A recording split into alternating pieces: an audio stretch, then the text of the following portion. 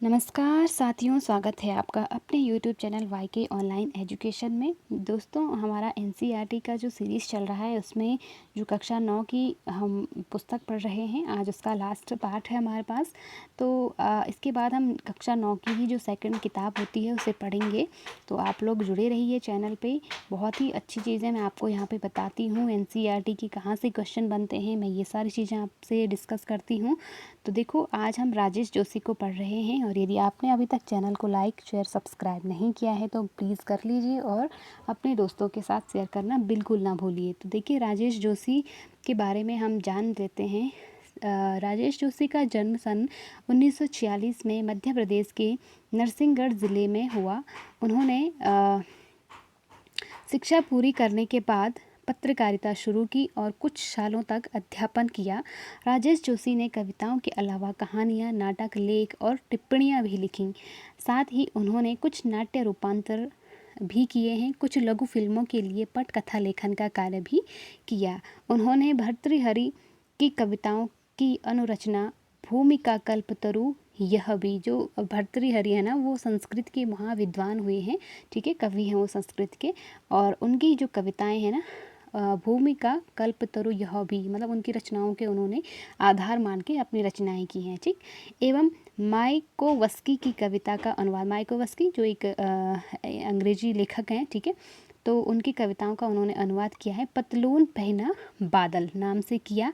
किस नाम से किया? पतलून पहना बादल, ध्यान रखिएगा।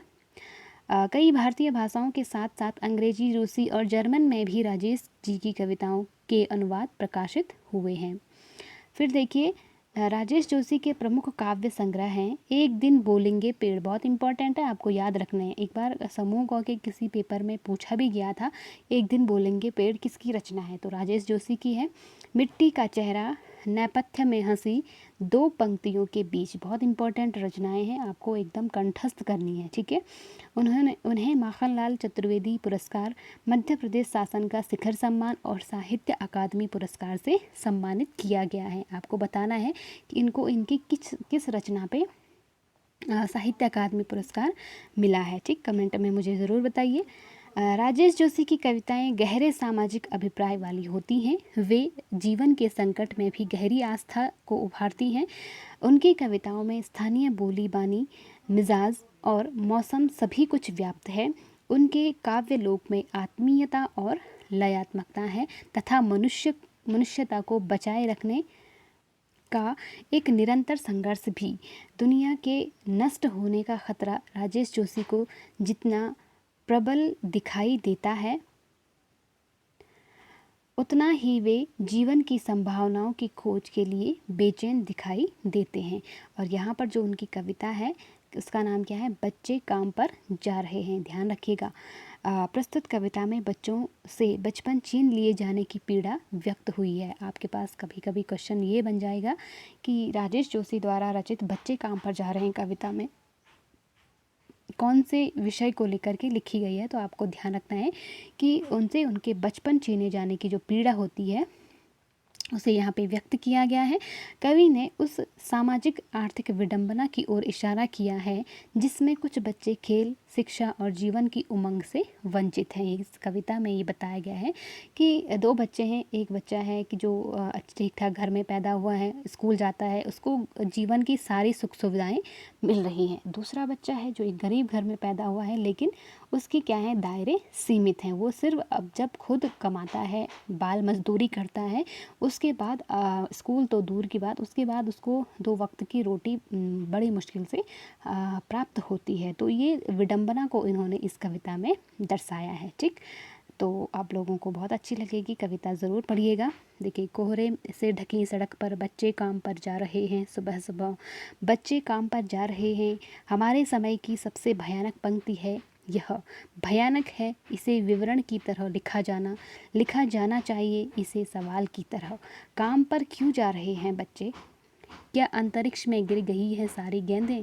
क्या दीमकों ने खा लिया है सारी रंग बिरंगी किताबों को? क्या काले पहाड़ के नीचे दब गए हैं सारे खिलौने? क्या किसी भूकंप में ढह गई हैं सारे मदरसों की इमारतें? क्या सारे मैदान, सारे बगीचे और घरों के आंगन ख़त्म हो गए हैं एकाएक? फिर तो फिर बचा ही क्या है इस दुनिया में। कितना भयानक होता अगर ऐसा होता। भयानक है, लेकिन इससे भी ज़्यादा यह कि हैं सारी चीज़ें हस्मामूल, पर दुनिया की हज़ारों सड़कों के गुज़रते हुए बच्चे, बहुत छोटे बच्चे काम पर जा रहे हैं। देखो कितनी मार्मिक कविता है, कितनी दिल को छू लेने वाली कविता कि जो बच्चे हैं सुबह सुबह, जिन बच्चों के हाथ में खिलौने होने चाहिए, पुस्तकें होनी चाहिए, वो बच्चे क्या कर रहे हैं, हथौड़े लेकर के काम पर जा रहे हैं। तो ये इस तरह की इन्होंने कविता लिखी है। देखो शब्द संपन्ना, कोहरा मतलब धुंध, मदरसा का मतलब होता है विद्यालय, ठीक। हस्ब मामूल का मतलब होता है यथावत, ठीक है, जैसा है मतलब। तो ये था आपका आज का सेशन। उम्मीद करती हूँ कि आपको ज़रूर अच्छा लगा हो। अच्छा लगा तो लाइक शेयर सब्सक्राइब ज़रूर कीजिए। मिलते हैं नेक्स्ट वीडियो में, तब तक के लिए अपना और अपनों का ख्याल रखिए। Thank you so much.